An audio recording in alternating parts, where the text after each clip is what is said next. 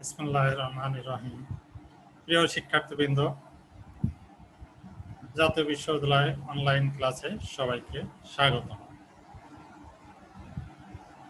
আজকে আমি তোমাদের সঙ্গে আছি মোহাম্মদ নুরুল ইসলাম, অধ্যাপক গণিত, Rajshahi college, Rajshahi.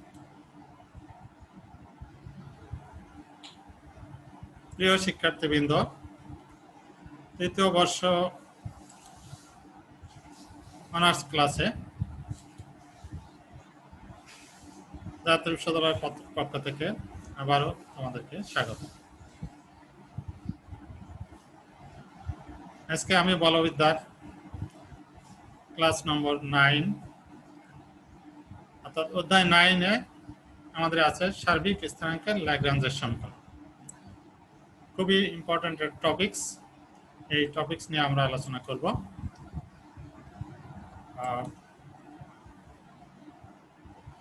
General equation in Lagrange equation in generalised coordinates, অর্থাৎ সার্বিক স্থানাঙ্কের ল্যাগ্রাঞ্জের সমীকরণ।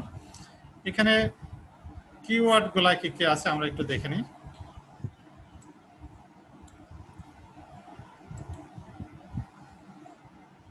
সাধারণ স্থানাঙ্ক, জেনারেলাইজড কোঅর্ডিনেটসটা কি, এটা আমাদের ভালো মতো জানতে হবে।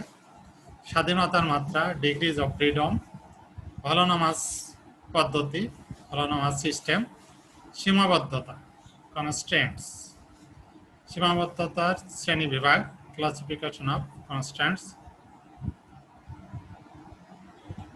আমাদের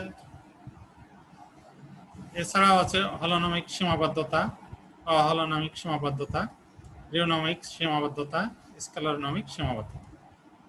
আমরা এছাড়াও উপপাদ্য, সমস্যা এবং সমাধান নিয়ে আজকে আমরা আলোচনা করব।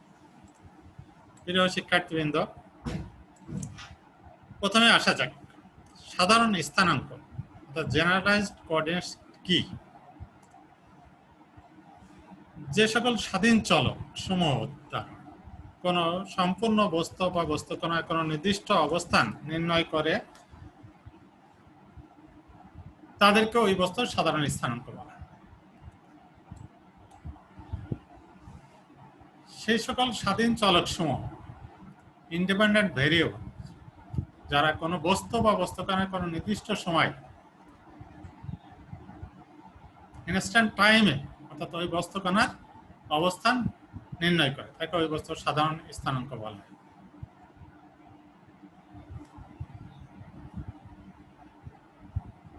এটা হতে পারে ফাই, সাই অর্থাৎ অ্যাঙ্গেল সমূহ, এছাড়াও ডিস্টেন্স হতে পারে, ইত্যাদি ইত্যাদি আমাদের জেনারেলাইজ কোঅর্ডিনেটস মধ্যে আসতে পারে। স্বাধীনতার মাত্রা, ডিগ্রিজ অফ ফ্রিডম, এক বা একাধিক বস্তুর অবস্থানকে বিশেষভাবে বর্ণনার জন্য যত সংখ্যক স্থানাঙ্কের প্রয়োজন হয়, অর্থাৎ যত সংখ্যক সাধারণ স্থানাঙ্কের প্রয়োজন হয় সেগুলোকে আমরা বলবো ওই সাধারণ বা জেনারেলাইজ কোঅর্ডিনেটসের সংখ্যাকে আমরা বলবো উক্ত সংখ্যা বা বস্তুটির স্বাধীনতার মাত্রা, ডিগ্রিজ অফ ফ্রিডম। অর্থাৎ একটি বস্তুকে বিশেষভাবে বর্ণনার জন্য যত সংখ্যক স্থানাঙ্কের প্রয়োজন হয় ওই স্থানাঙ্কের সংখ্যাকে আমরা বলবো স্বাধীনতার মাত্রা। যদি 5টা লাগে স্বাধীনতার মাত্রা 5, 6টা জেনারেলাইজড কোঅর্ডিনেটস লাগে তাহলে 6টা, 4টা লাগে 4টা, 3টা লাগে 3টা। এবার আসা যাক আমাদের এই বস্তুগুলোকে প্রকাশ করার জন্য একটা সিস্টেম আছে, হলোনোমাস সিস্টেম। বস্তুর অবস্থানকে আমরা যদি একটা পদ্ধতিতে প্রকাশ করি সেটা হলো হলোনোমাস সিস্টেম বা হলোনোমাস পদ্ধতি। যখন একটি পদ্ধতিতে একটি বস্তুকণার স্থানাঙ্কগুলোকে স্বাধীন স্থানাঙ্কের সমীকরণ দ্বারা প্রকাশ করা যায় যারা সময়ের সাপেক্ষে অন্তরক সহগগুলো ধারণ করে না, এরূপ পদ্ধতিকে হলোনোমাস পদ্ধতি। অর্থাৎ হলোনোমাস পদ্ধতি এমন একটা বিষয় যেখানে বস্তুকণার স্থানাঙ্কগুলোকে স্বাধীন স্থানাঙ্কের সমীকরণ দ্বারা প্রকাশ করা হয়। আমি যদি ধরি এক্স, ওয়াই, জেড কার্টেসীয় স্থানাঙ্ক, তাহলে x1 হবে f1 t theta phi psi equal to 0 ইত্যাদি ফাংশন অফ f1। অর্থাৎ x1 ফাংশন f1 ব্র্যাকেট আমরা লিখতে পারি ভিতরে কিসের ফাংশন টি থেটা ফাই সাই ইত্যাদি ইকুয়াল টু 0 হলোনমাস পদ্ধতি।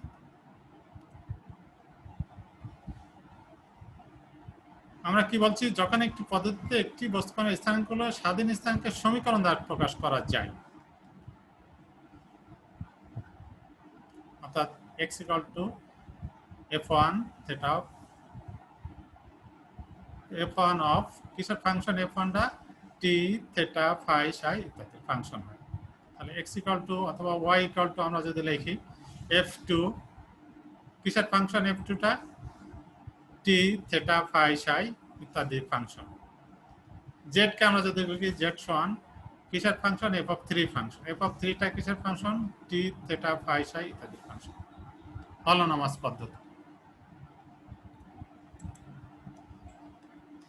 এবার আসি আমরা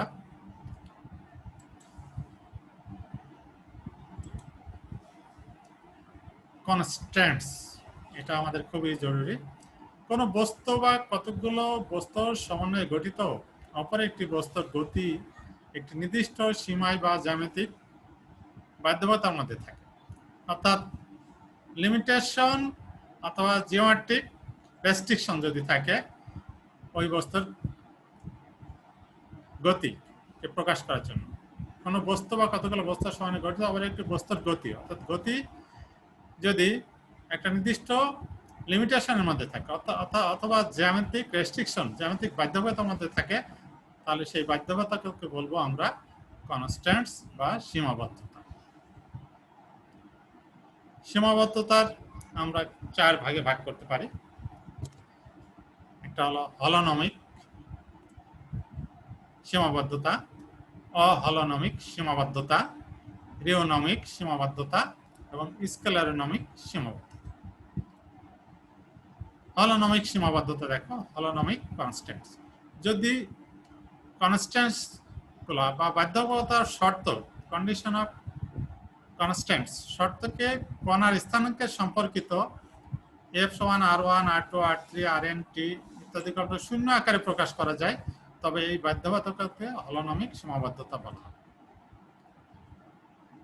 আবারও বলি, হলোনমিক সীমাবদ্ধতা যদি বাধ্যবাধকতার শর্তকে কণার স্থানাঙ্কের সম্পর্কিত এই সমীকরণ আকারে, অর্থাৎ f function of r1 r2 r3 rn t equal to শূন্য আকারে প্রকাশ করা যায়, তবে এই বাধ্যবাধকতা হলোনমিক সীমাবদ্ধতা বা হলোনমিক কনস্ট্যান্টস।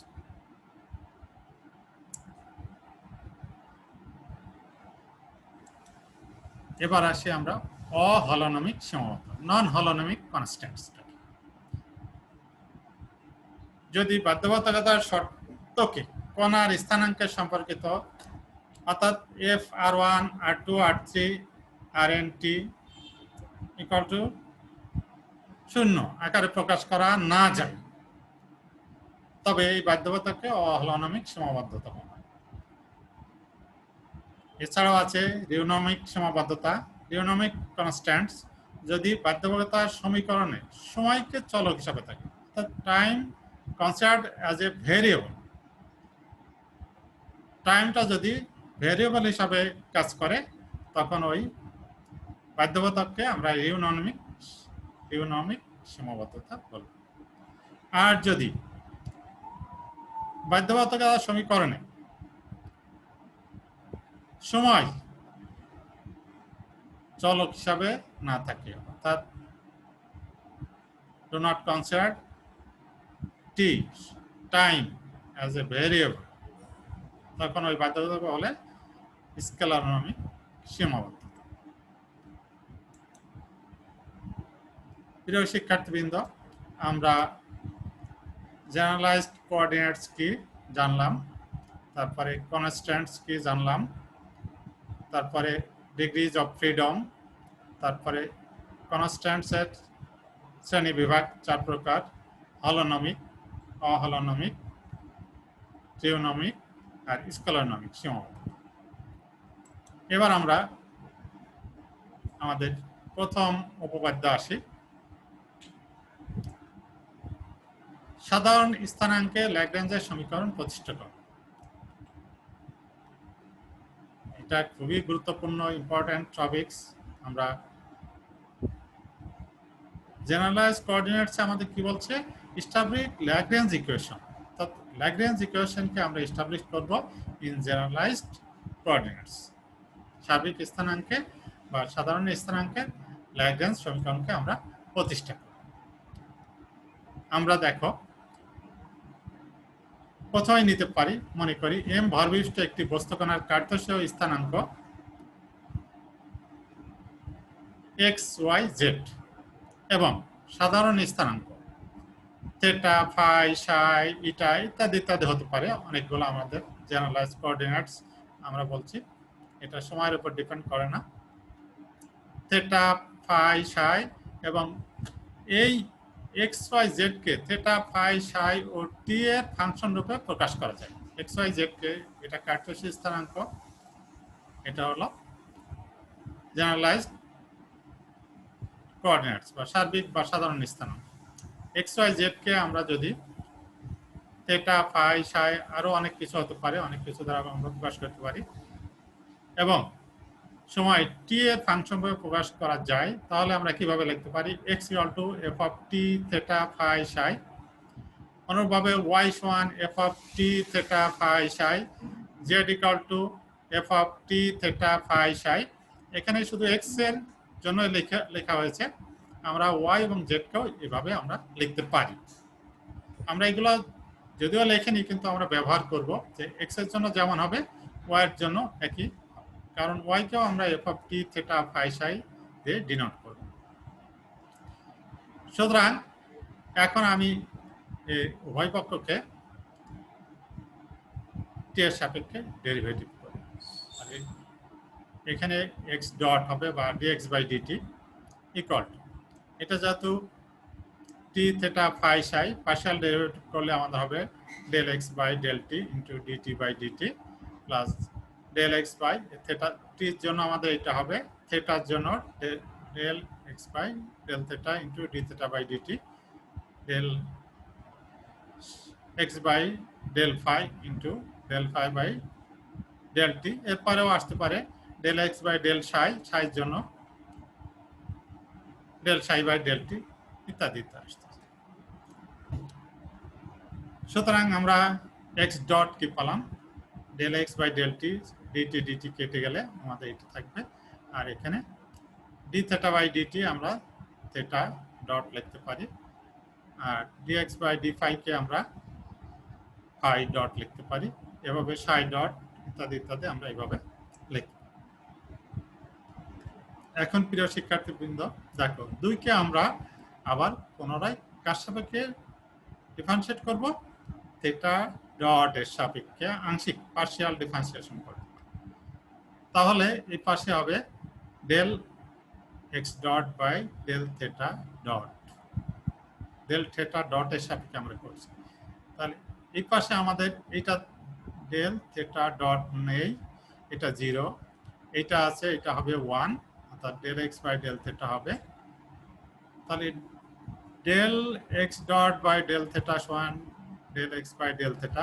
আমরা যদি এইভাবে ওয়াই ডটের জন্য আমরা পেতাম, তাহলে ওয়াই ডট এবং জেড ডটের জন্য এই টাইপের ইকুয়েশন পেতাম, তাহলে আমরা লিখতে পারতাম del y dot by del theta dot equal to, এখানে del x by del theta, এখানে del y by del theta.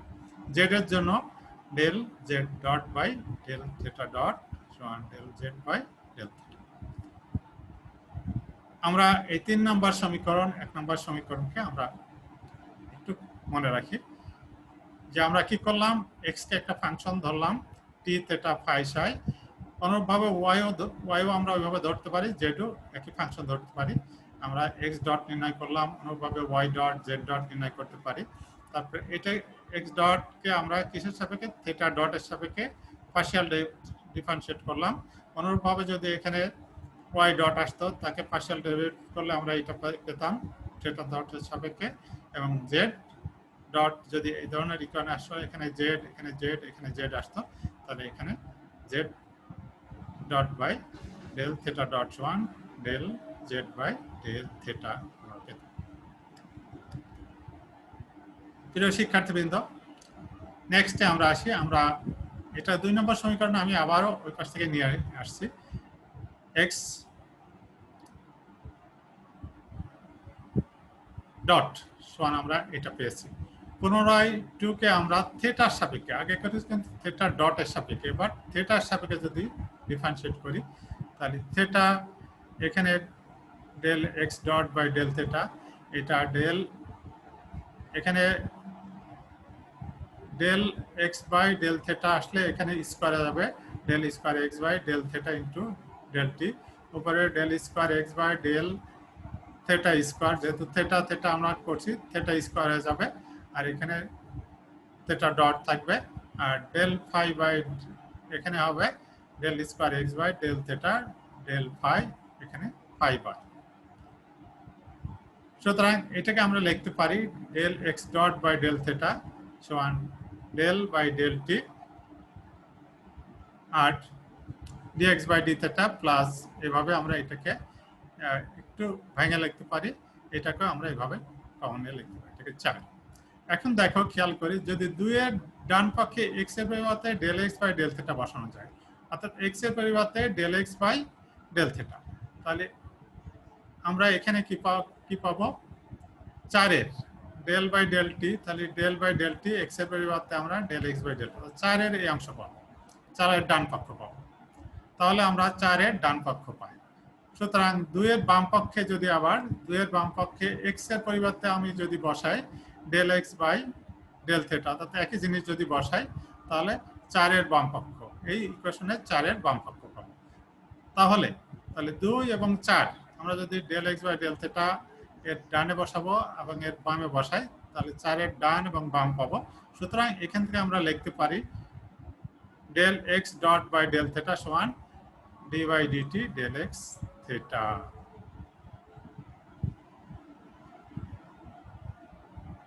অনুরূপভাবে কত লিখতে পারি,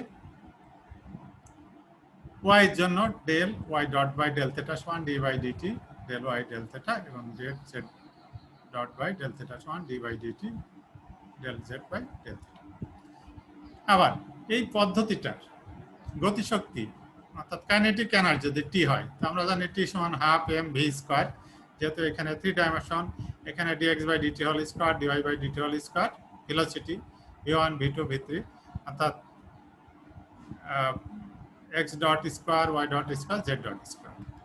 এটিকে পর্যায়ক্রমে থিটা এবং থিটা বারের সাপেক্ষে আংশিক পার্শিয়াল ডিফারেন্সিয়েট করে পাই। আংশিক অন্তর্করণ যদি এটাকে আবার করি, কার সাপেক্ষে টি কে করব, থিটার সাপেক্ষে একবার করব আর একবার থিটা ডটের সাপেক্ষে করব, তাহলে আমরা পাই ডিটি বাই ডি থিটা সমান সামেশন বার এম, এখানে থাকলো x square x dot square আছে, তাহলে 2x কত হবে 2x ডট, তাহলে এই হাফ এবং এখানে 2x ডট, 2 কেটে গেলে আমাদের এখানে x ডট থাকবে del x dot by del theta. এটাকে আবার যদি আমরা থিটার সাপেক্ষে x ডট কে করি তাহলে del x dot by del theta. অনুরূপভাবে y কে করলেও এটা আসবে, z কে করলে এটা 2 কেটে যাবে। আবার এটাকে আমরা থিটা ডটের সাপেক্ষে যদি করি একই কাজ হবে, থিটা ডটের সাপেক্ষে করলে এখানে থিটা ডট, এখানে থিটা ডট, এখানে থিটা ডট, এটার মধ্যে হবে ছেদ। তাহলে আমরা 5 পেলাম। এবার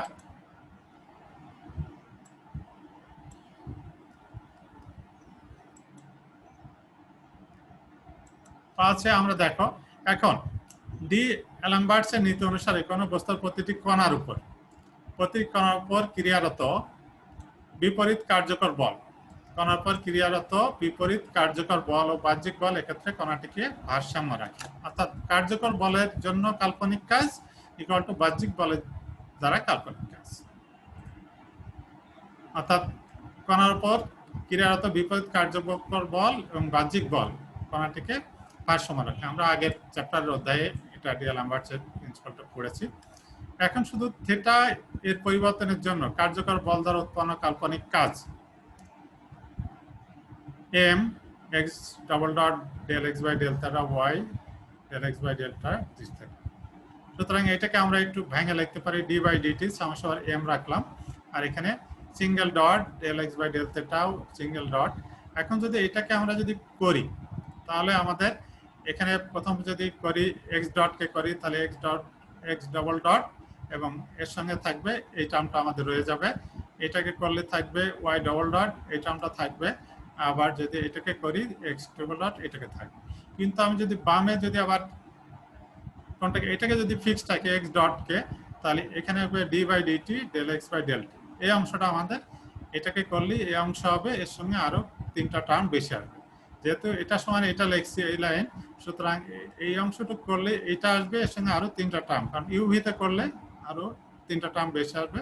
এই জন্য এটা সমান এটা লেখার জন্য আমরা সেই 3টা টার্ম যেটা বেশি আসবে সেই অংশটা আমরা বাদ দিয়ে দিলাম, অর্থাৎ মাইনাস ওই 3টা টার্ম।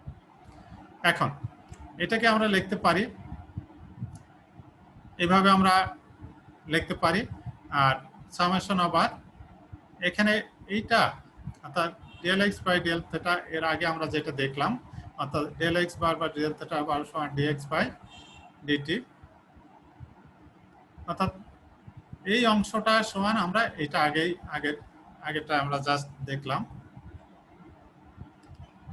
আমরা একটু স্লাইড শোতে আসি।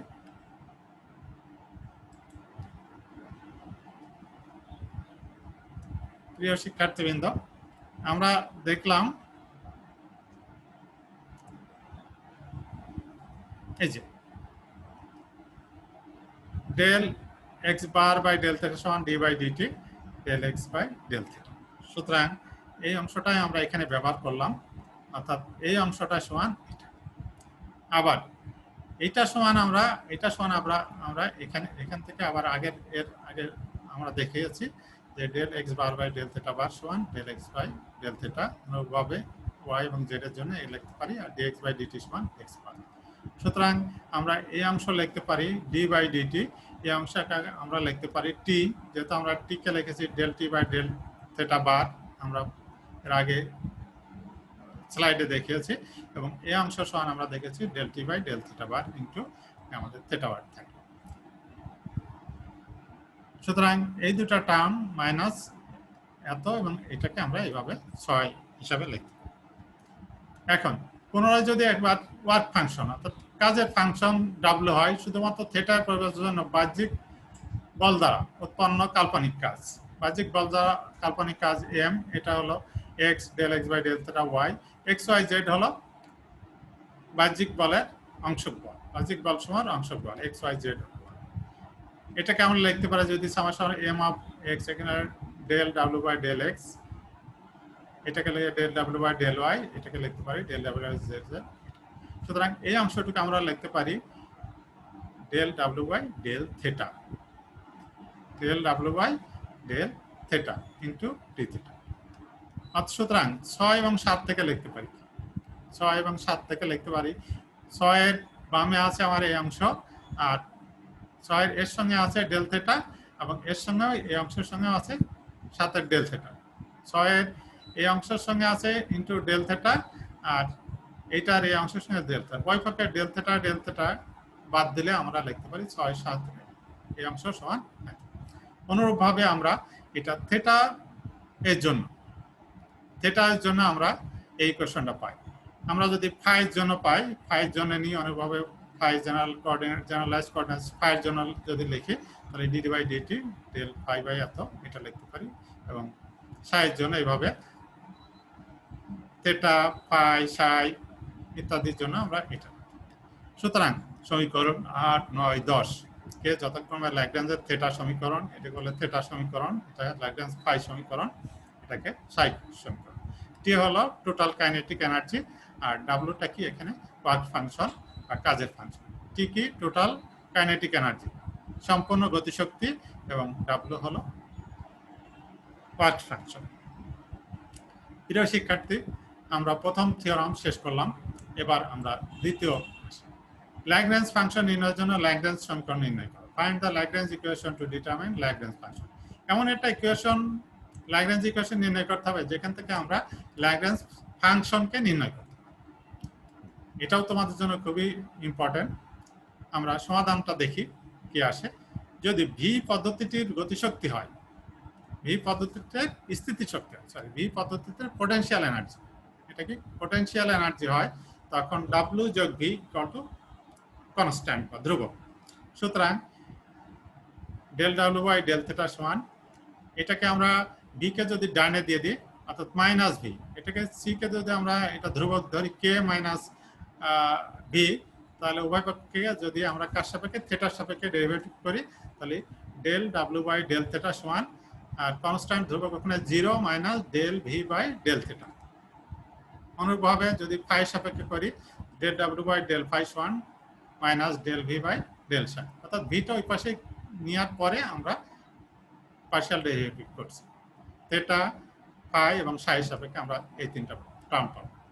ল্যাগ্রেঞ্জের থিটা সমীকরণ থেকে আমরা জানি ডি বাই ডিটি, আগে যেটা করলাম, সমান d W by del theta.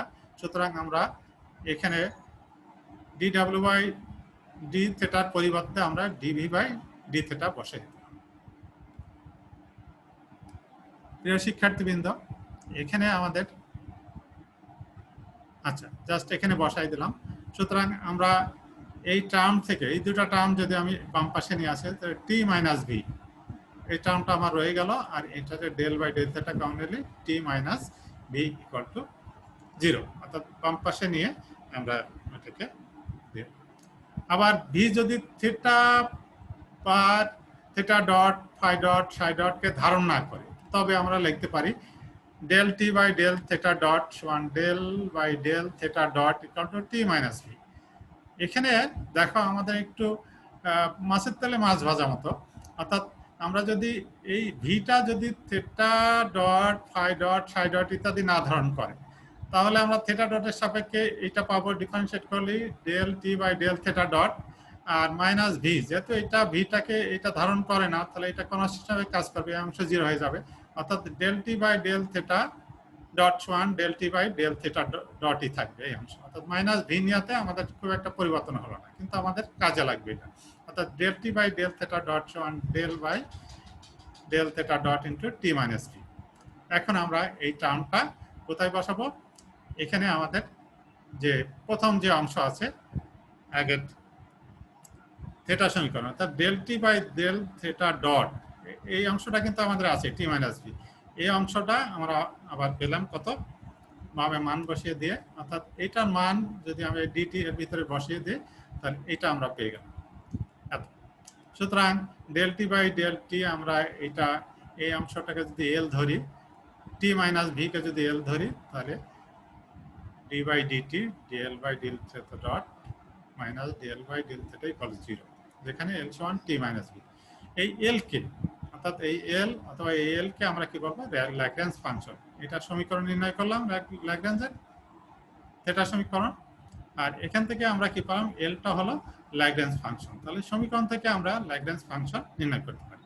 অনুরূপভাবে আমরা ফাই জন্য পাই, সাইয়ের জন্য পাই, অর্থাৎ 12, 13, 14 ডট ডট, এগুলো হলো ল্যাগ্রেঞ্জ ফাংশন নির্ণয়ের জন্য ল্যাগ্রেঞ্জ সমীকরণ। দুটা খুবই গুরুত্বপূর্ণ। প্রিয় শিক্ষার্থীবৃন্দ, আমরা উদাহরণ 4 করি। 4টা দেখো আমাদের কি আছে। 2a দৈর্ঘ্য বিশিষ্ট একটি সুষম দণ্ডের এক প্রান্ত বি দৈর্ঘ্যের একটি সুতা দ্বারা বেঁধে কোনো নির্দিষ্ট বিন্দু থেকে ঝোলানো আছে। অর্থাৎ 2a দৈর্ঘ্য একটি সুষম দণ্ড, আমি ধরি এবি একটা সুষম দণ্ড এবি, এটা ওই একটা সুতা যার দৈর্ঘ্য, সুতার দৈর্ঘ্য বলা আছে সুতার দৈর্ঘ্য বি, ও এ সমান বি একটা সুতা, এই এবি দণ্ডের সুষম দণ্ডের এই প্রান্ত বেঁধে এই খাড়াভাবে ঝোলানো ছিল। কোন দিকে? ও ওয়াই বরাবর ঝোলানো আছে। দেখাও যে এটি যখন উলম্ব তলে ক্ষুদ্র দোলন উৎপন্ন করে, তখন সরল দোলকের দৈর্ঘ্য স্মল এল দ্বিঘাত সমীকরণ এত এর মূল হবে।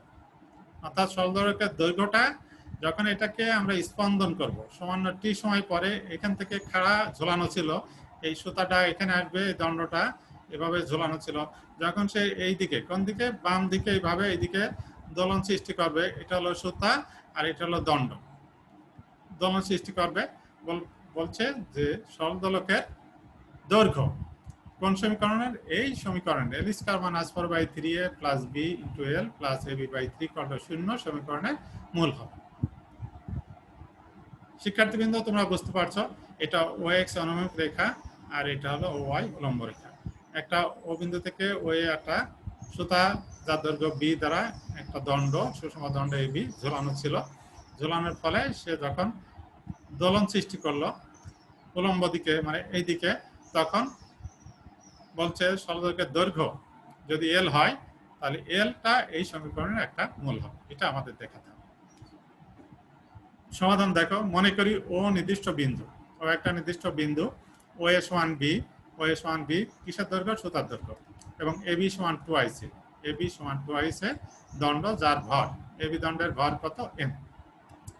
টি সময়ে সুতা ও এবং দণ্ড এ বি উলম্ব রেখার সাথে যথাক্রমে থিটা এবং ফাই কোণ উৎপন্ন করে।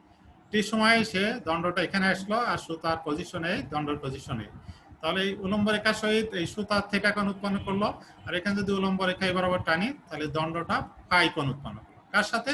দণ্ড উৎপন্ন করলো উলম্ব রেখার সাথে ফাই কোণ, আর সুতা উৎপন্ন করলো উলম্ব রেখার সঙ্গে থিটা কোণ উৎপন্ন। এখন জি এর স্থানাঙ্ক, এটা যদি এর ভর কেন্দ্র হয়, এর ভর এম, তার এম জি এর মাঝ বরাবর কি করবে? জি এর স্থানাঙ্ক। খেয়াল করো, জি এর স্থানাঙ্ক আমরা এই বরাবর পাবো এক্স। আমি যদি এখান থেকে লম্ব টানি তাহলে এখান থেকে মনে করো ডি হয়, তাহলে এডি কত হবে? এডি হবে বি সাইন থিটা। এটা যেহেতু থিটা, এটা কি আছে এখানে, এটা যদি হয় তাহলে এটা দৈর্ঘ্য হবে, এটা যদি দৈর্ঘ্য হলো বি আর এটা হলো এই অংশটাকে আমরা ডি যদি ধরি তাহলে এডির মানটা হবে বি সাইন থিটা। আবার এখান থেকে যদি আমি এই উপর লম্বটা নেই তাহলে এই অংশের দৈর্ঘ্য হবে বি এ সাইন থিটা। যেহেতু এটা 2a, তাহলে এর অর্ধেক অংশ হলো এ, তাহলে এখান থেকে লম্বটা নিয়ে এটা সমকোণী ত্রিভুজ হবে ফাই। তাহলে সাইন ফাই সমান আমরা লম্ব বাই অতিভুজ, সুতরাং ওখান থেকে আমরা এই লম্ব দৈর্ঘ্য পাবো এ সাইন ফাই। অর্থাৎ এই দূরত্ব যোগ এই দূরত্ব, জি এর দূরত্ব, এখান থেকে এই দূরত্ব হলো বি সাইন থিটা প্লাস এ সাইন ফাই। অনুরূপভাবে উলম্ব দূরত্ব আমরা এই অংশ, এখান থেকে এই অংশ যদি লম্ব টানি এই অংশ, আর এখান থেকে লম্ব টানি তাহলে মোট এই অংশ যোগ এই ক্ষুদ্র অংশের জন্য এই দুই অংশ মিলে এটা বি কস থিটা এবং বি কস ফাই। এখান থেকে আমরা সমকোণী ত্রিভুজ থেকে পাই। তাহলে এই দুটার স্থানাঙ্ক আমরা জি এর স্থানাঙ্ক পেয়ে গেলাম b sine theta a sine phi into b cos theta যোগ এ কস ফাই। তোমরা এখানে সমকোণী ত্রিভুজ টেনে তাহলে এই অংশ যোগ এই অংশ জি এর স্থানাঙ্ক, আবার উলম্ব দূরত্ব আমরা যদি এখান থেকে লম্ব টানি তাহলে এই অংশ, আর এখান থেকে যদি লম্ব টানা তাহলে এই অংশ, এই দুটো মিলে আমাদের এই জি এর পজিশন হয়। এটাকে আমরা ধরি জি এর স্থানাঙ্ক এক্স হয়, এটা হলো এক্স, এটা হলো ওয়াই। যদি জি এর বেগ ভি হয়, যে বিন্দুতে এখানে যদি বেগটা যেহেতু দুলছে বেগ যদি ভি হয় তাহলে ভি স্কয়ার সমান, এখানে আমরা যেহেতু এক্স এবং ওয়াই অক্ষ নিয়েছি তাহলে x velocity square x dot square plus y dot square. সুতরাং ভি স্কয়ার সমান আমরা পাবো b square phi square a square phi square 2ab theta phi dot cos theta minus phi. এখানে আমরা এক্স এর মান বসাবো, যাতে এক্স ওয়াই ধরেছি, এক্স এর মান এবং ওয়াই বারের মান বসিয়ে আমরা যদি সরল করি তাহলে আমরা এই অংশটা পাবো। এখান থেকে আমরা লিখতে হবে b square theta y square plus a square phi square, আর এই কস থিটা মাইনাস ফাই, যেহেতু থিটা এবং ফাই খুবই ক্ষুদ্র, থিটা এবং ফাই খুবই ক্ষুদ্র, সুতরাং cos থিটা মাইনাস ফাইকে আমরা 0 ধরতে পারি। cos এই অংশটাকে 0 ধরলে cos 0 সমান 1, এটাকে আমরা যদি 1 ধরতে পারি, সুতরাং আমরা ভি স্কয়ার সমান পেলাম b square theta dot square plus a square phi square 2ab theta dot phi dot. প্রিয় শিক্ষার্থীবৃন্দ, এবার আসি কাইনেটিক এনার্জি, টোটাল গতিশক্তি। টি সমান আমরা জানি half M K square phi square যোগ V square. K square phi square K হলো আবর্তন ব্যাসার্ধ, এটা হলো দণ্ডের দৈর্ঘ্য 1/3 দণ্ডের দৈর্ঘ্য বাই 2 এর হোল স্কয়ার। কে স্কয়ারের মান হবে কত? কে এর মান হবে দণ্ড যেহেতু 2 এর 1/3 ইন্টু 2a বাই 2 এর হোল স্কয়ার, তো 2a বাই 2 মানে a স্কয়ার বাই 3, এখানে ফাই স্কয়ার আর ভি এর মান আমরা যেহেতু আগেই পেলাম, আগে আমরা বের করলাম ভি স্কয়ার থিটা স্কয়ার এই অংশ। সুতরাং এখান থেকে আমরা এটাকে এই অংশ আর এই অংশ যেহেতু ফাই স্কয়ার, এটা সরল করলে 4/3 4a square by 3 phi square B square theta square আর 2ab থিটা বাই ফাই। আবার ওয়ার্ক ফাংশন, কাজের ফাংশন যদি ডাব্লিউ হয় তাহলে ডাব্লিউ সমান mg ওয়াই। mgy মানে আমরা y এর স্থানাঙ্ক b cos থিটা যোগ a cos phi আগেই থেকে আমরা বের করলাম mgy। সুতরাং এখন ল্যাগ্রাঞ্জের থিটা সমীকরণ আমরা এটাই জানি যে d বাই dt, এটা আমরা বের করলাম ল্যাগ্রাঞ্জের থিটা সমীকরণ।